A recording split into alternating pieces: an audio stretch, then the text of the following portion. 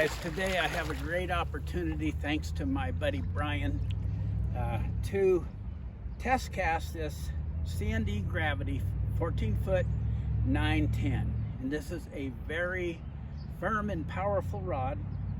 We have it paired up with a bridge Mainstem 910. And to me, it's almost a match made in heaven type of setup. It is. I've cast this line on other 14-foot rods, and they did not handle it very well. It was kind of a chore and some work. But with this particular rod and the bridge Mainstem, which is a little bit longer line, so over 60 feet, I believe, it's a beautiful match. But you could probably cast a 10-11 Mainstem. That's how Brian would prefer it. But so this rod did sweet with the bridge Tributary. I believe it's the 910. Very nice. I did some demonstration casts. The leader was short. Brian liked shorter leaders. I wanted like 17 feet, and I checked, it was like 10 feet. So, but it still cast pretty decent when I had my act together.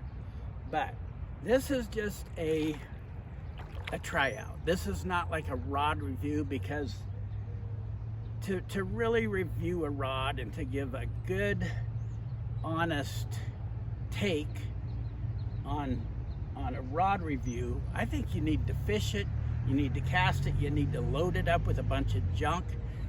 George Cook and John Hazlett did a recent review on the Sage R8, and they were loading those puppies up. They were going king fishing. The salmon fishermen are the guys that really test these kind of rods out. And so George and John were using big, heavy, 750 Skagit, 650 Skagit, super heavy, big, long sink tips. And that is really a test of a rod. So theirs was, I think, more of a better review than what I'm able to offer at this time, since I'm not on the Nushagak swinging for kings. But I will say that they probably will be able to even give a better review after they've fished it in strong current, hooked some big fish.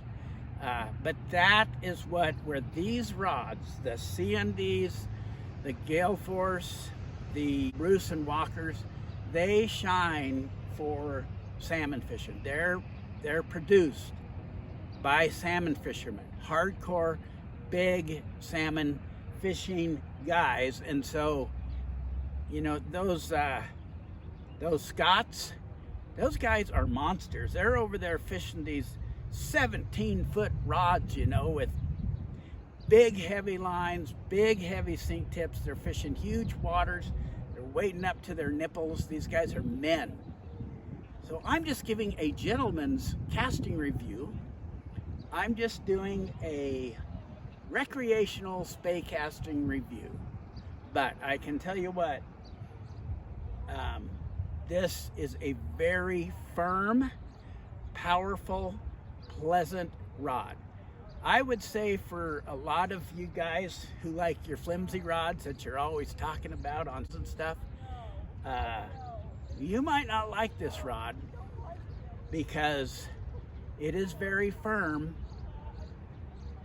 but it's just a good firm rod. I like firm rods. I don't like tippy, well, I do like tippy rods, but I don't like rods that fold easily. And I think you would be hard pressed to make this rod fold.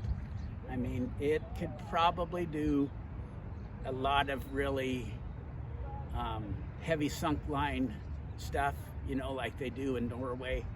I think this rod is very nice. Totally like this rod. I can kind of see why Tim Arsenault uses the CND rods for his lines.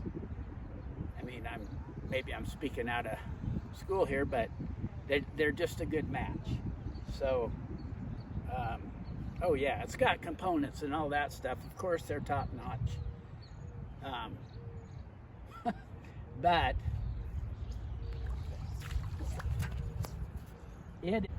When I first tried this this bridge Mainstem on a different 14 footer, I was like, you have to have a 15 footer to cast the Mainstem. It just is it's very nice on a 15 footer. But I will say that this one handles it with total authority. You could fish it with ease. It's a very good rod for the Mainstem.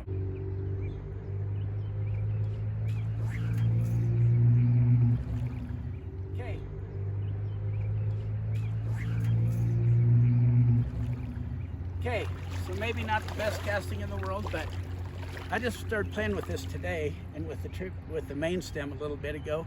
It's that easy to cast. So I would recommend this rod if you like firm rods. It's firm, but it's not like old school stuff. It's firm, it's capable. Very nice rod, very easy for me to cast.